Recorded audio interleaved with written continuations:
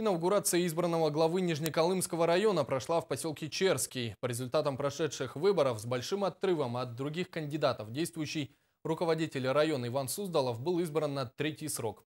Во время торжественного мероприятия ему вручили удостоверение главы, после чего Иван Суздалов на Конституции России и Уставе района произнес слова клятвы о верном служении населению Нижней Колымы. От имени населения главу района поздравили различные общественные организации. Это Совет ветеранов, Ассоциация малочисленных народов Севера, представители молодежи и предпринимателей.